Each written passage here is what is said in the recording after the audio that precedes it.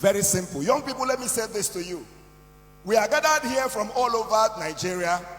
We are seated, everybody by the side. We will listen, everybody, to the same speakers as you're listening to me right now. You will listen to everybody. But it is not everybody that the words will be effective in their lives. It is going to be effective for the person who listens and decides that the prophecies on his head will not go in vain.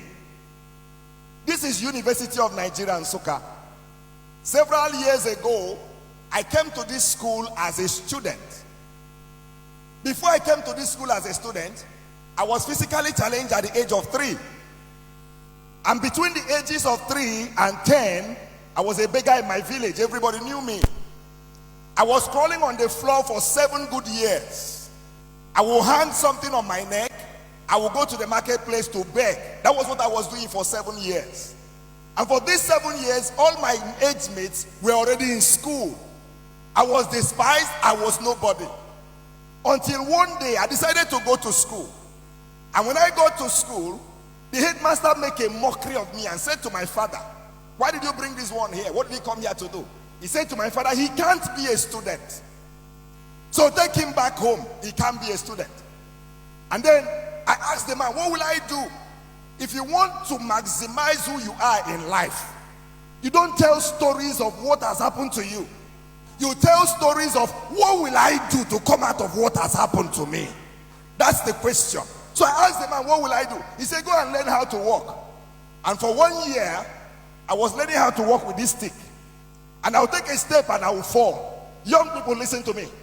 On the journey to success, you're going to fall several times.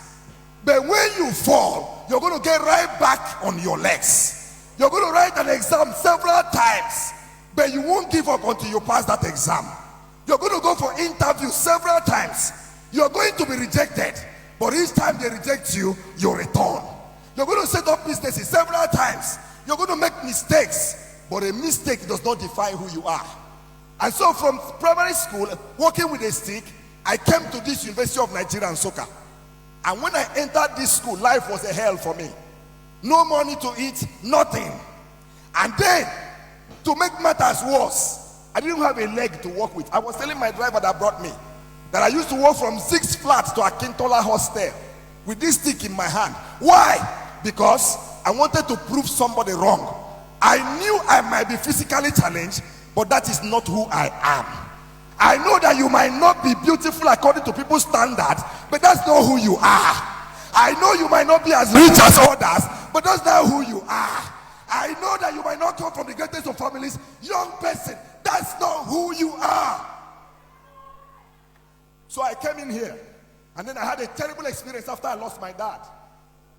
A lecturer, I went to ask him a question in the class, and this man said to me, "Bring the question to the class. I want everybody to gain from this question." So I came to the class, and he said to me, "Come and stand in front of the class at the mass communication department at the Faculty of Arts here." So I stood in front of the class, and this man looked at me and said, "You asked me a question." I said, "They said, let me ask you questions too." He said to me, "When you were entering the university, where did you pass?" I said, "Sir, I passed through the university gate." He said, "When you were passing, who did you see?" I was wondering, what was the need? I said, "Sir, I saw the transporters, the Okada people." Said, "Yes." "Who else?" "I saw the security people." "Yes." "Who else?" "I saw those hawking." He said to me, "Think very well. Who else did you see?" I said, "Sir, I saw those who were begging." He said, "Describe them for me." So I described them to him. I said, "Some of them are blind, some of them are physically challenged." This lecturer pointed me in my face and said to me, "That's where people like you stay, at the gate." He said to me, "Pack your things, go to the gate, sit at the gate and beg." He said to me, "You will never become anything. Your place is at the gate." He said to me, "Look around the class. Is there anybody with a stick in their hand?" He said, "Back." Listen to me, child of God. Young people, listen. Life is not about the container, but the content. Life is not about the container. It's not about how tall you are. It's not about who you think you are. What can you do? What is inside of you? What prophecy are you carrying? What dream are you carrying? Can I share to you? I left this school with a first class. Listen to me, young people. I left this school with a CGPA of 4.86. Listen to me, young people. Today as I stand here, I have a PhD. I am a lecturer and I teach in 2 different schools. I have cars that I drive on my own. I have family, I have a wife and children. Listen, child of God. Nobody is your classmate. You are on your own. Nobody should influence you. Hey, young person, listen to me. You are not in competition with anybody. By the special grace of God, I have traveled around the world. The last time I got to UK, I got to London Heathrow Airport with the same stick in my hand. That's something for which they mocked you. That's the same thing God will lay hand on and elevate you. Do not cry. Young person, believe in yourself. Believe in yourself. When I got to Heathrow, the white man called me. A church organized a program to train their pastors in London and in Turkey. And they wrote to me and said, come and train our pastors. So when I got to Heathrow, they sent the white man to come pick me. He was carrying a placard with my name, Dr. KASARACHI'S Innocent. So when he came, I said, hi, my name is Dr. KASARACHI'S Innocent. He took a step and said, are you sure? Oh, come on. The Bible says in Psalm 126 verse 1, when God turned again our captivity, we were like them that dreamt. He said to me, are you sure? Youth, can I say this to you? As you come to this program today, I don't know whether you have seen me before, but I want to say to you, no man has a right to stop you. Nobody has a right. No circumstance. No background. You cannot allow your background to put your back on the ground. You cannot allow your background to put your back on the ground. Great things grow out of useless places. So what do you need to do? What do you need to do? We are all seated together here as youths. In the next 10 years, a natural demarcation will take place. We will not all sit together again in the next 10 years. There will be those on top and those below. But the thing about it is that whatever you become is in your hands. Child of God is in your hands. What do you need to do? Number one, if you need to succeed, you need to believe that you can. Life is not about speed. Life is about focus. If you keep heading where you're heading, you will get there. It's not about who gets there first. It's about who gets there best. Number two, if you need to excel, you need to use your hands. Listen, prayer is good. I believe in being a child of God.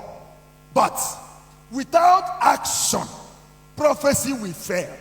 Without action, destinies will waste. So you need to begin to act. Find something you can do on your own.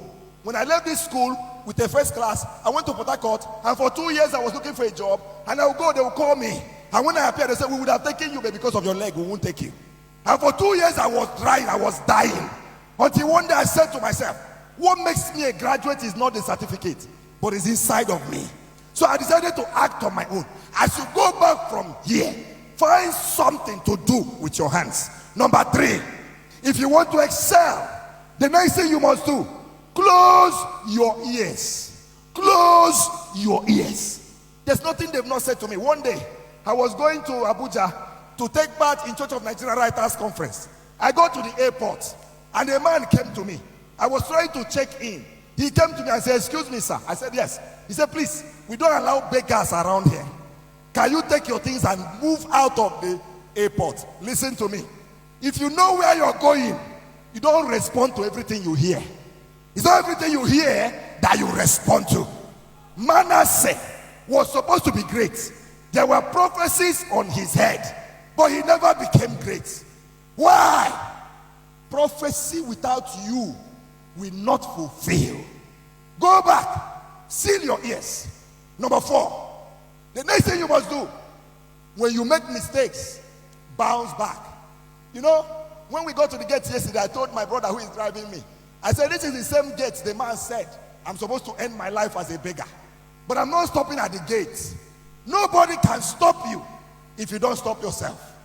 In the next 10 years, I want to ask you, A very simple question. Where will you be? Where? Because among us will be general managers. Among us will also be those who are at the gate. Where will you be? What we came for is not a jamboree. The reason the church spent money to bring you is to make sure you don't fail God in your generation. Are you aware that God brought you into your family to rewrite the story of your family with your coming? Are you aware that in your generation, everybody's waiting for you to manifest? I want you to be strong. I want you, even if you have been discouraged before now, just look at me and then listen to my story and then go back and bounce back. Go back and bounce back. Go back and bounce back. Number 5 and the last one, the G factor. The G factor. Listen to me. It is not by intelligence or wisdom. If the hand of God is not on a man, no, you won't go anywhere. The grace I have, whatever I am today is by grace. It's not by strength. If it's by strength, I wouldn't be talking to you. If it's by strength, I wouldn't be who I am. But by the grace of God. So as you go back as a young person, make a choice to live your life for God. Make a choice. God will give you what your hand cannot give you. One day, I was walking with my wife on the road. My wife is not tall. My wife is long, very long. Very, very long. So I was walking with her. And then somebody drove his private car and parked and stopped. And horn, blow horn, pim, pim, pim, pim. So my wife said, go now, go and check. Now your friends will get car. So I went to him. I said, yes, sir. He said, sorry, where are you guys going? You and that's your sister. Where are you going? I said, we are going to some place. He said, go and call her. I want to give 2 of you a lift. So I went back to my wife. And I called her. I said, the man is calling us. So she came. And the man wound down the glass and said, hi, sweetheart, how are you? Can you enter the front? Let your brother enter the back. Can you give a clap to Jesus? Can you celebrate Jesus for me? Celebrate Jesus for me. Say, can you enter the front? Let your brother enter the back. My wife said, are you crazy? This is my husband. And the man put up the car and said to me, Oga, now your wife? I said, yes. He said, how manage? I said, I don't know how manage, but she's my wife. I don't know how manage. Listen to me, young people. When you live your life for God, God will give you what your hand cannot get for yourself. When you give your life, when you dedicate yourself to the master, God will give you a miracle. How many of you came here and you're ready to explode?